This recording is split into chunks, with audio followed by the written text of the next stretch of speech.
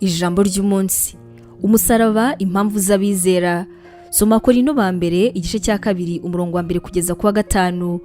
Paulo yari afite ibitekerezo bimwe mu butumwa yabwirizaga. Umusaraba ntabwo ari ingingo ye yibanze gusa, ahubwo ari icyamuteye imbaraga kugira ngo abashe kubaho. Iyo dutangiye gusobanukirwa Yesu yadukoreye byose muri Calvary, natwe dushobora kubona imbaraga nshya zo kubaho kubwe.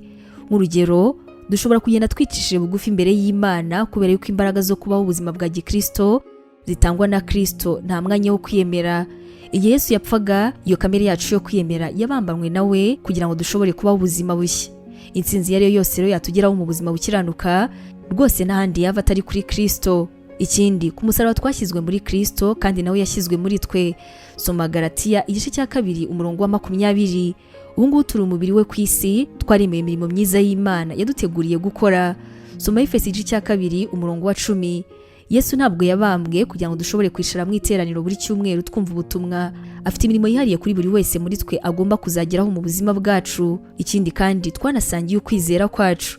Kumenya ibyo Yesu yakoze byose ku musaraba byakagombye kudutera imbaraga zo kubwira abandi ubutumwa bwiza.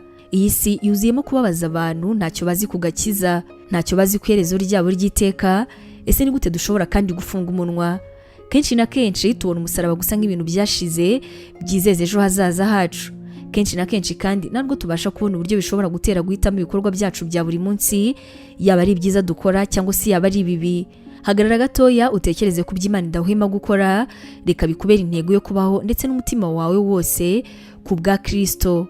Imana iguha umugisha. Ubu butumwa mwabuteguriwe kandi mwabugezwagaho na Nibintije Evangelical Ministries International, ariyo magambo ahinnye izwi nka NEMI.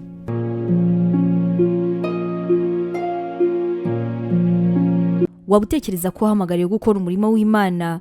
Wifuza inyigisho zacu se zisohoka buri munsi kandi zagufasha mu buzima bwawe, zikagukomeza mu bibazo? Wumva wifuza kwiga teolojiya ukamenya ijambo ry'Imana, intwaro yagufasha mu buzima? Duhereye kuri iki kibazo cya nyuma, niba igisubizo cyawe ari yego, ngufitiye inkuru nziza cyane. Tugufitiye ishuri rya teolojiya kandi wigira ku buntu. Mu ishuri ryacu harimo porogaramu zitandukanye izirimo nka Pastoral Studies, uburyo wakwiga kuba umuvugabutumwa mwiza cyane. Tugira kandi Biblical Studies, iguha amasomo atandukanye ajyanye na Bibiliya. Dufite kandi Christian Counseling, inama za Gikristo zigufasha mu buzima bwawe kandi zikagukomeza umutima.